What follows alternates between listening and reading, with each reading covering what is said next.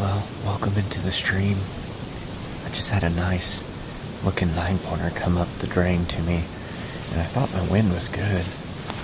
I just barely heard the snap of a limb. We've got pretty windy conditions out here tonight, and heard the snap of a limb and looked up and spotted a buck coming through, and he was just eating all these acorns here in front of me, and I don't know, he got uncomfortable real quick, which I think my wind probably swirled on me is what ended up happening. But it seems like anytime you're hunting around these drains, you can get smelled whenever you're not expecting it.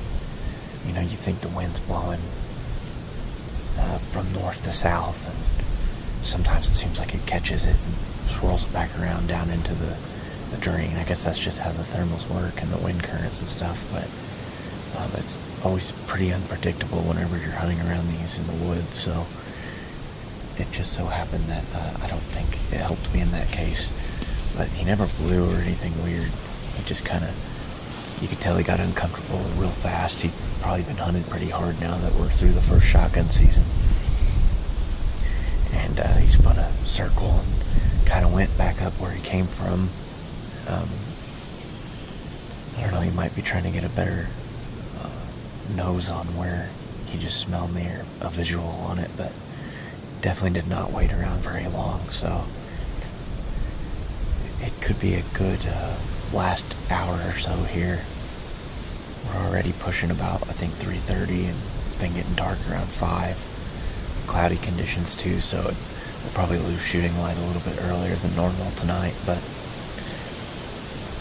it's definitely cold out here. Got the warm stuff out. Gonna knock the rust off of it tonight and hopefully get it firing on all cylinders here while we're getting colder and colder weather move in now that we're pushing into December. So exciting night to hunt. This actually feels like more deer season to me. It's kind of what is always in my mind whenever I'm in the off season as far as temperature goes. Your face is cold, your hands are always cold, and your body sometimes is freezing, sometimes it's okay, sometimes it's just somewhere in the middle, and it seems like freezing is most of the time once you get pushed past November.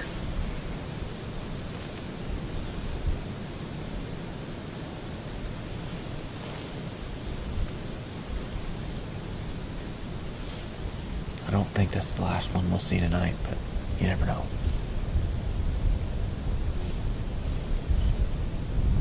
I got a new hat made this morning. It's got our logo on it. I've made some before on the side of the hat with no circle around it, so they're just a little bit different. Got the 3D puff look to it. I'm trying to decide whether we should add this to the store or not, so if you think we should, go ahead and comment on the video that you think you would wear one, and I'll get a few more made and get them posted up on our Etsy site. We're running a 40% off sale right now, so if you want to grab some of our gear, there's a deer getting ran somewhere up through there. Starting to sound like an advertisement over here. Don't worry, I don't make hardly anything off of those hats by the time I get done making them. I'm not built for sewing.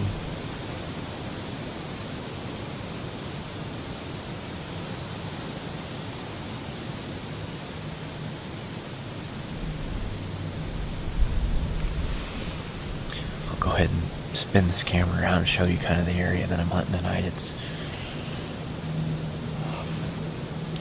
pretty thick in here for the most part. Big wooded area in between basically 2 different crop fields. I'm not really sure how much they're using the crop fields right now. I mean, I'm sure they're eating a little bit, but it seems like they're kind of focused on the acorns right now and like honeysuckle and stuff now that it's getting cold. But they like to travel this drain here back and forth in front of me, and they go up and down these fingers, it seems like, and this is kind of like the main drain in here. And there's just a lot of movement between those two crop fields. And, you know, we've got a pretty big area to sit here, really. We can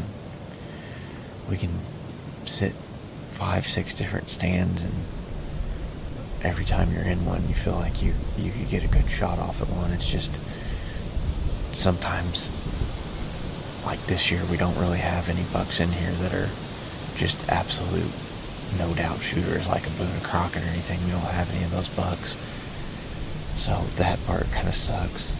And we really haven't seen those mature 8-pointers that we're used to seeing year to year. So it seems like the mature deer are few and far between in here right now for whatever reason.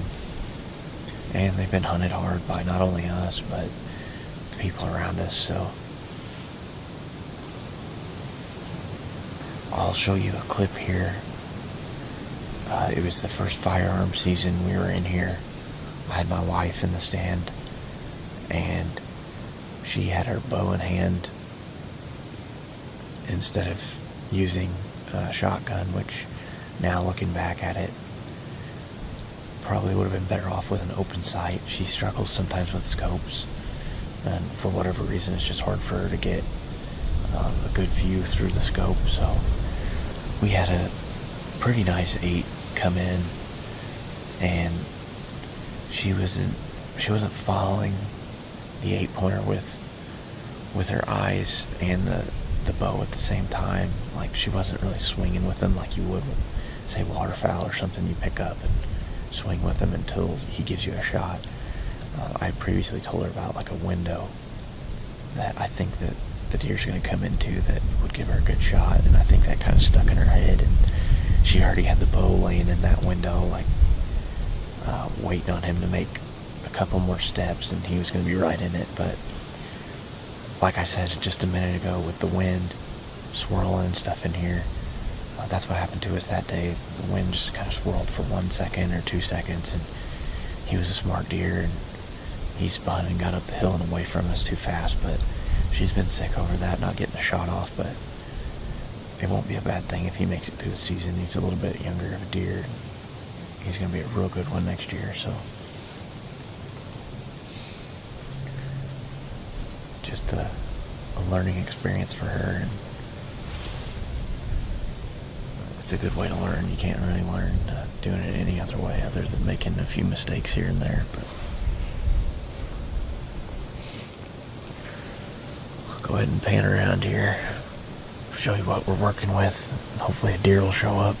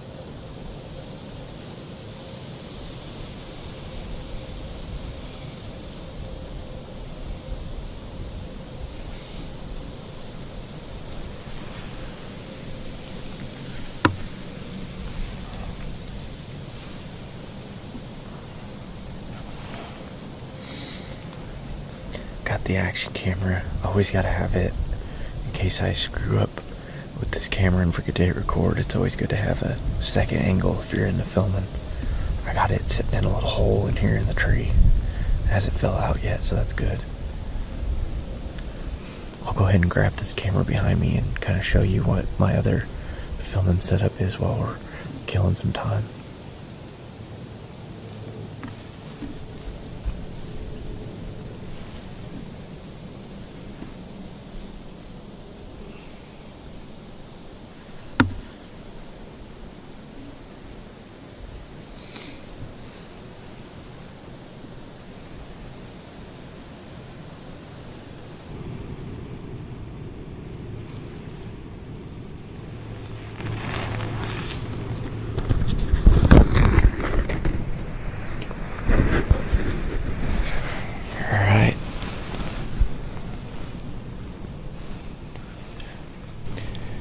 Tired of hearing me talk yet? So, when I'm by myself filming, which is, I would say, 85% of the time, occasionally me and a friend will get together and film, or I'll just go film my dad just to get some footage. And when I'm doing that, when I'm going to film somebody, I'll typically just bring my camera without the camera arm and the whole setup like this. I'll typically leave that stuff at home just to make things a little more simple, unless it's like an all-day sit. And if it's an all-day sit, I'm not going to want to hold on to the camera, especially this big guy. I'm not going to want to hold on to him all day long and worry about dropping them, so I might bring the arm and stuff in that case. But there's a lot of times where we'll just go for an evening hunt for a couple hours, and I'll literally just carry this camera in. It'll be the only thing other than like my GoPro or whatever, which I just kind of started bringing that back this year. I've hunted without it a lot the last few years, but tonight's setup, I've got this camera here is a Sony NX5R, and I used to never bring this. I just used to bring my DSLR just because of how compact it was, and then straight off the camera it gives you a better image. But I've been using this lately just because of the zoom on it. It's incredible. I think it's got a 20 times optical zoom, and I think it's got like an extended zoom on it. And there's not a deer in here that can get out of range of this camera in this woods. Like, I can get right up on his face. So there's a lot of times I get footage of deer that with my DSLR I'd never see. So, and it's got the ability to zoom out wide as well as in. And if I've got a big lens on my DSLR, there's a time where the deer gets too close and I risk not even getting him in the frame at like 10 yards. So I definitely don't want that. So I've just been kind of biting the bullet and carrying this heavier one in as of late. I mean, it's a little more work, but at the end of the night, if I get better footage out of it, then that's the way to go. But I've got it paired up with a Rode shotgun mic.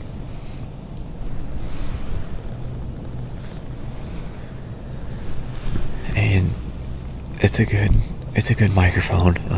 Picks up a lot of just a ton of noise, really. You don't really want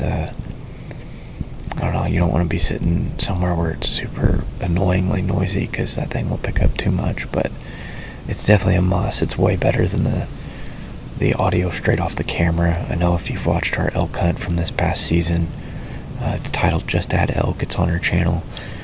I was using this camera without a mic because I didn't want to have to carry in the extra weight, and it suffered greatly from it. There's times where the audio is like blown out, and I didn't have the audio set up on it right, so that part kind of sucked. And I probably won't ever film again without a mic on. So next year on the elk hunt, I'll definitely be packing this mic.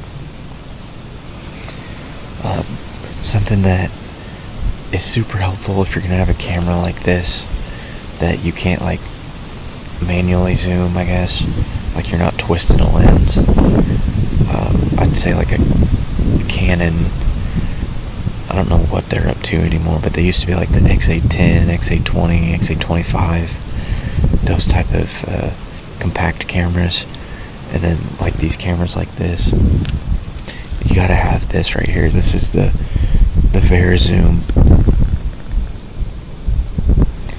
It's a VZ Rock is the model name, and what it lets me do is I don't have to use all the stuff that's up on the camera. I don't have to reach out. I've got it right here on this knob, which I'll show you how I can zoom in and out.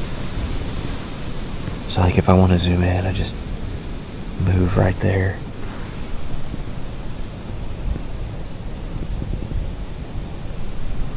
If I want to zoom out, then it's got record and it's got aperture adjustments. I don't really use the aperture stuff that much. I kind of tend to leave it up on the ring on the camera. So that's just kind of my filming setup there as far as camera equipment goes. I'm actually using a 4th Arrow camera arm. This is one of the first ones that they came out with, and I have 2 camera arms. One of them is the super like heavy duty one, and it's actually made for cameras that weigh this much. But what I have found is this actual arm will do the job, and it's about half the weight and half the bulk. So I've just been carrying that one lately, and it's been doing fine for me. I don't try to extend the arm all the way out. If I do, I'm afraid of it rotating or just giving me way too much bounce. Basically, if you touch this arm and you're real far extended, you'll get that camera rocking up and down. And I figured out that that's kind of annoying over the years, but yeah, I think that about covers it. I'm still not sure how much I like the 4th Arrow system. I know that it seems like everybody's kind of dead set on it, but I used to have a nice muddy arm that seemed to be a little more quiet and heavy duty. This thing I tend to abuse a little bit, and some of these aren't my fault, even though, you know, I'm using a heavier camera. This right here,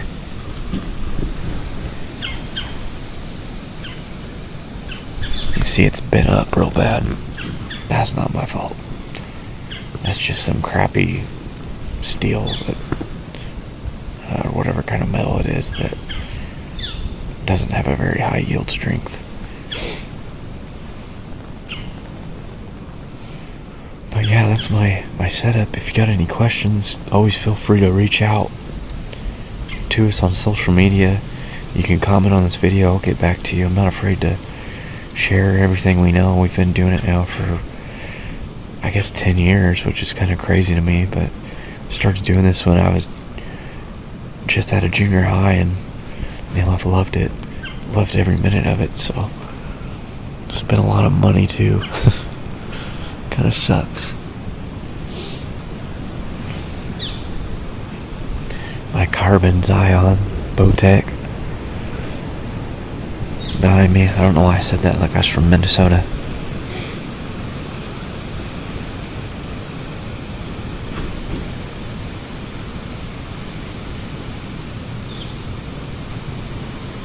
Man, I'm waiting on to see one. I'm gonna put this back on my head.